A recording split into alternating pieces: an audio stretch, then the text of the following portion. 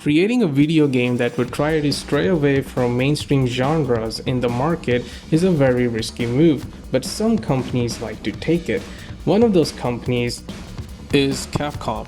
Now, Capcom had been making banger after banger from end 90s to mid 2000s. This earned them the nickname Cap God by the community.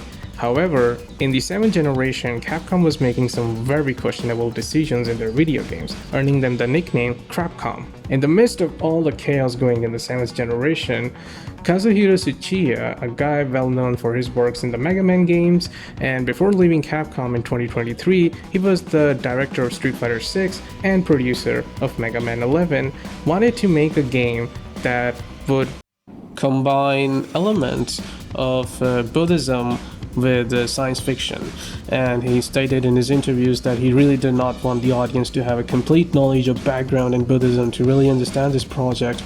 Rather, that was just a focus of inspiration. And Capcom approached CyberConnect 2, who we would very well know for their works in Naruto Ultimate Ninja Storm games, and the director being Matsuyama Hiroshi.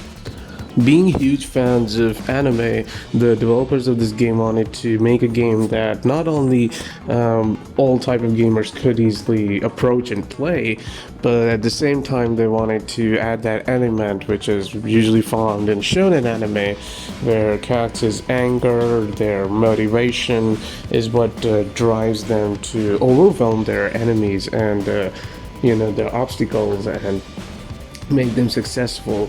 And that was the main inspiration as a driving force behind this game. Now, this is more of like a Sengoku Basara approach, where you would take real characters and make fictional versions of them, even if they get weirder. But this is what Asura's Wrath did.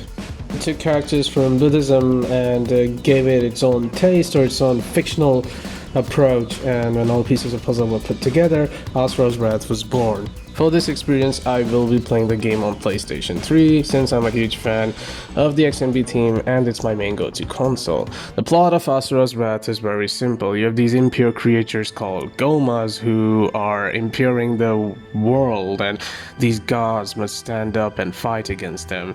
One of the main characters of the game is Asura's daughter Mithra, who is a priestess and is blessed with divine energy. She uses this power to help her father, who gets a lot of buffs. And when you explore the game later on, you would see that Mithra's power really makes Asura super strong and gives him a lot of plot armor. And Dubas sees that and he is like, you know what, this power is kind of wasted on this guy. We need to use this power on a massive scale to clean the universe.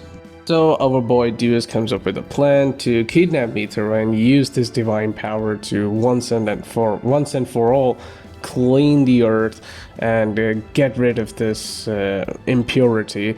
Now, disclaimer before I start really diving into Asura Wrath, I do want to emphasize that Asura isn't really a god in the Buddhist mythology or Buddhist text. He's more of a demon. These demons are actually raised to a godly status, that is, they live in the heavens for doing very good deeds, but for very small sins that they commit, they are pushed and kicked out of the heavens. In the Hindu mythology, one of the heaven gods was once an Asura, and the gods wage war against them, and once they're kicked out of heaven, they are like, okay, we're gonna go and we want to defeat the gods and whatnot. So, and there was something similar in the Japanese texts as well, that Asuras are actually thrown out of heaven. Yeah, this is more like a rabbit hole which you can explore, and I actually do encourage you to explore. I kind of learned stuff about Buddhism I really didn't know before, but yeah, if you're looking for a game with Buddhist figures using rocket launchers and machine guns and you punching them in the face and that Star Wars vibe, that Asura's Wrath is the game for you. Now, the gods know that Asura is not just gonna, or at least Zeus knows that Asura is just not gonna sit down and let his daughter be used as a weapon of mass destruction. So he frames Asura for a murder, and everybody believes him, and Asura is attacked by a lot of people, including his fellow generals, and he rushes to his home confused and angry and sees that his wife was killed in his absence, and he then goes to confront the gods and like, dude, what's going on? And his daughter is kidnapped, and like Deus just throws him away, and he's like, just get the hell out of here, you're not among us, kill her. And he just throws and fries Asura to crisp, and then just throws him off the spaceship. It's like in the Buddhist text, Asuras were thrown from the heavens, so unless the spaceship is the heaven in the game. Well, anyways, but yeah, the Asura is like weak, helpless, and he's falling,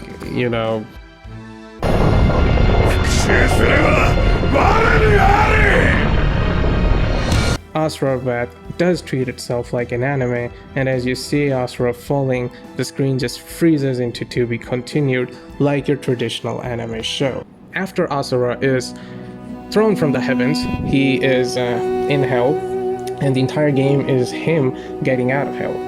But regardless, I feel like Asura's Wrath is a beautiful game. It's a fantastic game, and it's a game that really deserves attention. Kudos to the artists who really made these panels at the start of every episode. You would see this amazing work of art connecting and telling you the plot of, well, what was going on behind the scenes or what happened after the episode. And then you would just see like your classic coming up next, like you're watching a traditional anime, and when the coming up next finishes and you start a new episode, it's literally like an anime simulation. And I don't really mean that as an insult, I really mean that as something beautiful.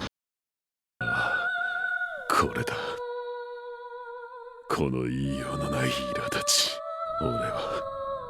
俺の中にあるこの怒りを。悪にあわば悪を砕き、善にあわば善を砕く。今一度言おう。我は貴公であり、貴公は我だ。貴様のその怒りも命も我が背負うべきものよ。我が築く世界への一。 Asura's Wrath is made on Unreal Engine 3 instead of Capcom's go-to engine and back in the day, which was MT Framework. Asura Wrath visually is good. It's not terrible, but considering that you have to fight a lot of enemies at the same time, and most of the time you're fighting giant creatures like turtles and elephants and whatnot, so it really makes sense that they have to sacrifice visual aspects for performance aspects. So you will not be looking at very visually dense or very awe moments in your in your stages or in your backgrounds. It is kind of like a necessary sacrifice there. We're not very detailed backgrounds, and the character models are very well drawn or made. Again, like the artists at CyberConnect 2 did a fantastic job. All of these characters pop out, and I really love how the design goes, balancing that perfect Buddhism and sci-fi element into them. The gameplay is divided into 3 aspects. The first aspect is your mini-game, where this is how your game starts, but that's mostly you running around or you staying in a place and you have to shoot at things. The second aspect is the combat system, where like your traditional video games or action hack and slash games, you have to go around and you have to defeat a bunch of enemies. And this part kind of gets repetitive because on top you have Asura's bar, his health bar, and down you have his rage bar. So you have to keep going on and fill the rage bar, and once the rage bar is full, you can burst, and the game just gives you these jaw-dropping moments, which beautifully goes into the third aspect of the game, which is the QuickTime events. Now, I did show you the director's interview that he wanted to make a game that would be for every type of gamer, and usually when this type of language is used, you really mean a game for casual gamers, but I really appreciate and love the fact that they went with something that would not only sit very well with casual gamers, but would also be welcomed by actual gamers who like a little bit of challenge, because these QuickTime events are like a rhythm where they really require that precise timing, and the events themselves don't change, but if you really press these buttons at the right moment, like the precise moment, then you would not only feel the impact, but this will give you higher rank, which you will actually realize when you beat the game that you do need an S rank in all episodes to unlock the final ending or the true ending in the game.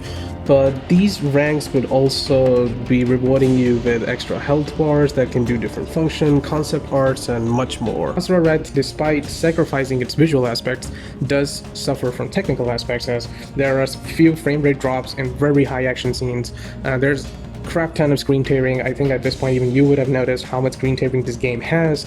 And sometimes when you're playing through the game and you're trying to counter or like quick time even button press your way out of the enemy, the game just doesn't work. Like you press it and it just isn't there. Or sometimes you would just go to your enemy and you would be expecting, okay, like I'm gonna press triangle because that's where the collider, the box is, the game is hinting me, and you go there and the button doesn't appear and the enemy just gets up. So yeah, it can get really frustrating at those moments, or especially got really for me.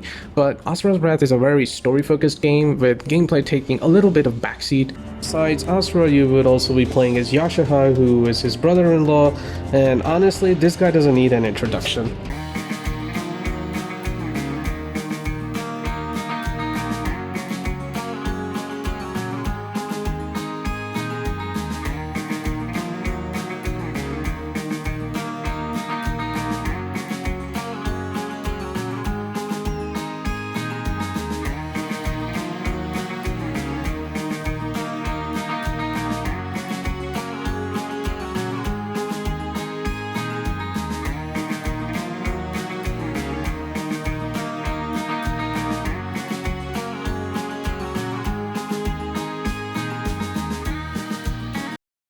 Do you need to know more about him?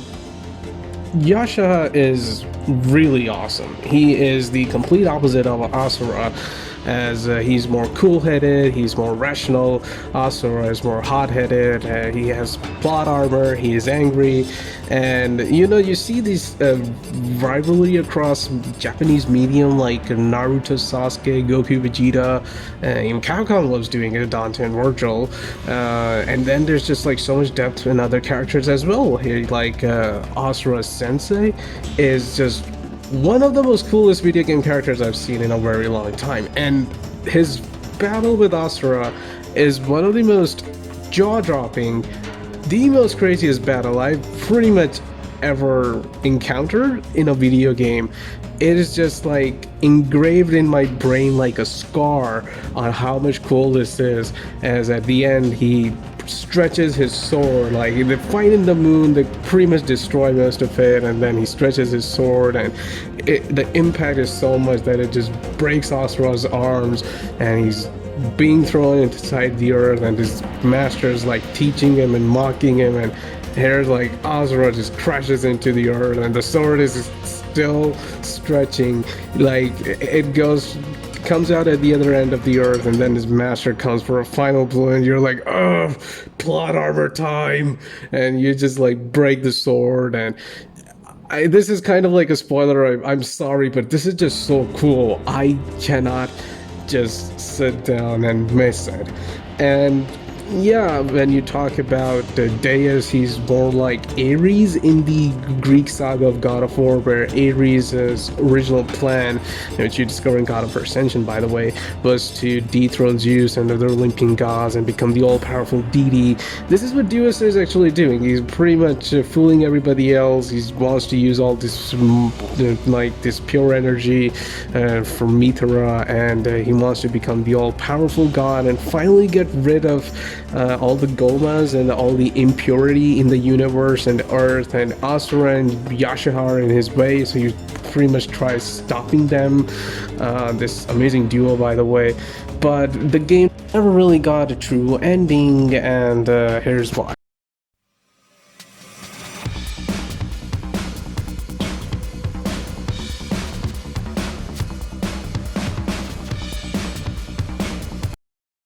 カプコンのプロデューサーをしていますアスラズラス担当土屋和弘です。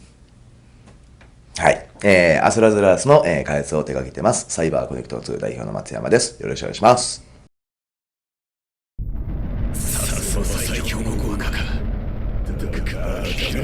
Asura's Wrath's devs were more than confident, and considering how much love and passion they put into this project, they were really dead sure that Asura would get enough popular, or at least it would do financially so well that the sequel will be greenlit. But unfortunately that really wasn't the case, and Asura's Wrath 2 was like, yeah, the sequel was gonna happen, but it got cancelled, so the devs decided to give the story a proper conclusion through DLC, which I just wish more studios would do. I mean, I just hate so many great games out there with no sequels at all, just because the games just financially didn't do that well.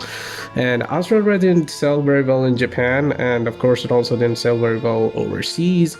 So since this was again more like an anime simulation, the devs' logic was like, well, the DLC is like an OVA where the story comes to a conclusion, and that's what they did.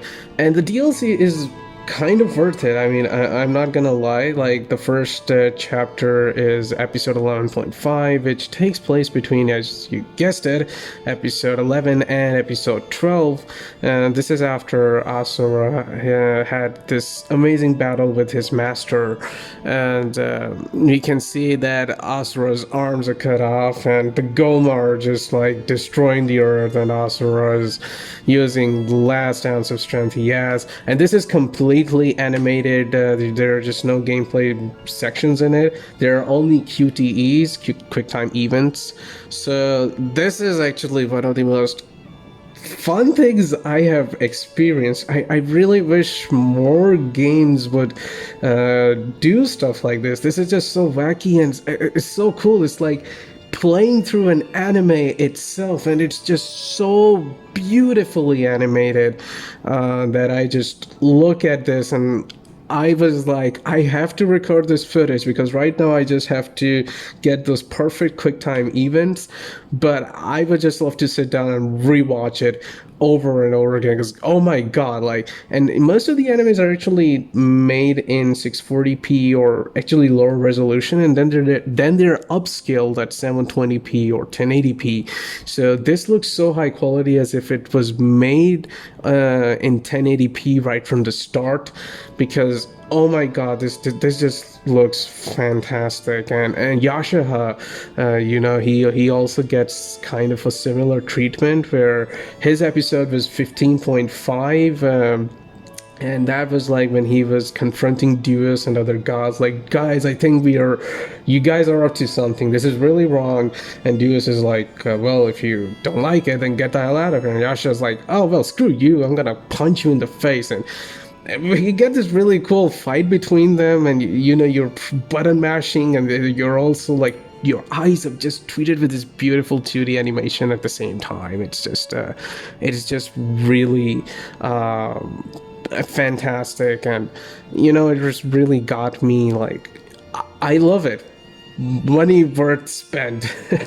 And then you get to the final chapter of the game, which was, of course, it was going to be expanded in the sequel, but Chakra Vitran, one of the what you would call like the omnipotent god in the Asura Wrath universe, who has been like there from the start, all the gods in the past, and Chakra Vitran is like, well, I'm going to purify the universe, and you guys have served your purpose and everything. And there are just so many stages in which you have to fight him or her, I don't know, but I mean, these moments are just beautiful. I mean, just check out this boss fight, guys.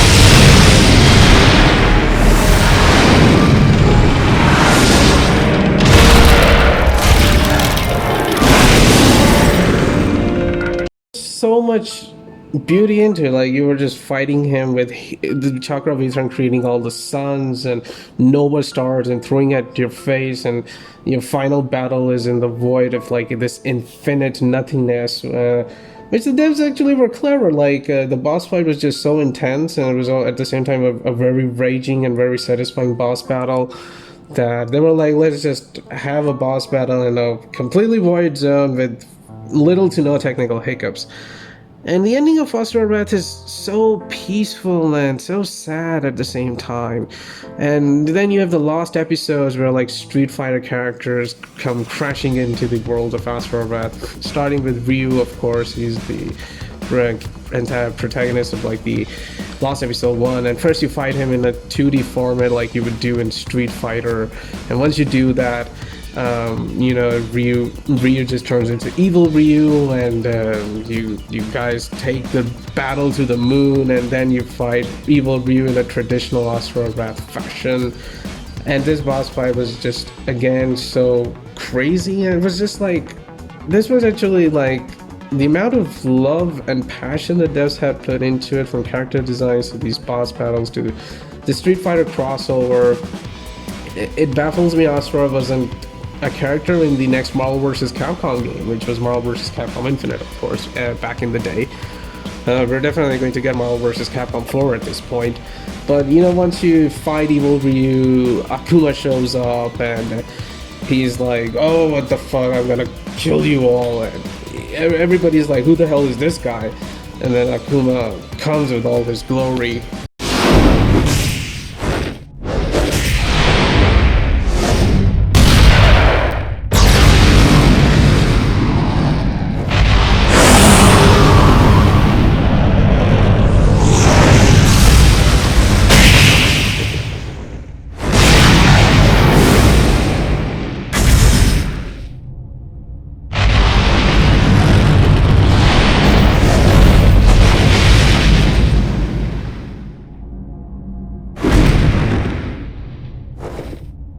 So you fight Akuma in the traditional way, like you fought Ryu in the traditional Street Fighter way. And, it was just so funny when Akuma showed up in Tekken and everybody was crying like, why is Akuma so strong? I mean, dude, he's literally taking out Asura. Do you need any more reason to ask that question? I mean, he literally turns into freaking Oni. He's pissed. He's like, dude, I just kicked Ryu so hard that I sent him flying out from your universe, like breaking the reality itself, and I sent him back to Street Fighter, and you think you can take me out? And Asura and Akuma then like duke it out in the classic Asura Wrath fashion, where Asura's like, dude, you're not gonna kill me, I'm like the most omnipotent sort of video game character ever made. And I remember back in the day when Asura's Wrath came out, there was a list of like the top 10 most strongest video game characters of all time, and Asura was like at number 2, or like Kirby was at number 1. I don't remember the list, but yeah, it was like the battle between Asura and Akuma is just so fantastic, where like the homage to the Street Fighter moves that these characters use is just so freaking cool. And at the same time, there's also a moment where like Akuma and Evil Ryu use their raging demons, and Asura counters them. It's just so badass, and they're just fighting in the moon and casually breathing in space, destroying everything. And Akuma's like, oh, I'm not gonna go down that easy, and Asura's like, yeah, you wish, you can never take me out. And this fight just goes on for so long that you pretty much ask yourself, like, they've invested way too much in this DLC, like, way too much, but oh my god, is it worth it? This is worth like every single penny, and this is one of the reasons why I think Asura Wrath is a game that should be experienced by everyone.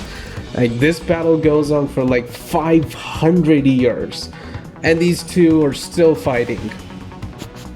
Unfortunately, it ends in to be continued, so, like, of course, last episode 3 was maybe like the last episode 3 was gonna be like the last conclusion. I really don't know what they would have done. Like Bison, Gil are like the two Street Fighter badasses or baddies who might have shown, but I don't think like they're weak as hell. Because especially after like the battle with Akuma, there's no way Bison or Gil would stand against Asura like this. Like Ken can even beat Gil. But the point being that my best guess would be that either in last episode 3 we might have seen Pyron from Darkstalkers. Like he seems to be a very powerful character. Or my second best guess would be Ogre, because again this game came out during the time when excuse me, Street Fighter Cross Tekken was out, so Capcom had the rights to Tekken characters, and I think it would have been cool where like Ancient Ogre would just wake up and be like, what the hell is going on? And like Capcom, at least the Street Fighter team, Ono and Harada from Namco, they're still close friends, but you know, back then they were like at senior positions where I think they could have pulled that stuff off. We never know, the devs never talk about it, and nobody online talks about like the last episode 3 or what it could have been. So again, these are just my theories, but Asura Wrath is a game I genuinely really love. Like my personal score for this game would be a 9 out of 10. And among so many bad games or so many hiccups that Capcom came or did in the 7th generation, I feel like Asura Wrath was a very true gem of a game that just got crushed in the Rumble, or it was just one of those very unfortunate games that a lot of people did not give attention to. And I mean, it scores less than God Hand, but considering that I've played both games, I can tell you that this game is way better than God Hand. God Hand is a great game, don't get me wrong, but no way in hell is God Hand better than Asura. Like Asura Wrath, there's so much love, passion, and the amount of crazy shonen love letter to shonen genre and anime, which is given in the film of Asura Wrath, is just something I really wish like Asura Wrath would become a franchise, or you know, like even the recent Capcom survey, I wrote that my most anticipated Capcom game would be like Asura's Wrath 2. I know it's never gonna happen, but down the road, I just wish somebody at Capcom, like some higher up at Capcom, be like, I was a huge fan of this game, let's just do Asura's Wrath 2.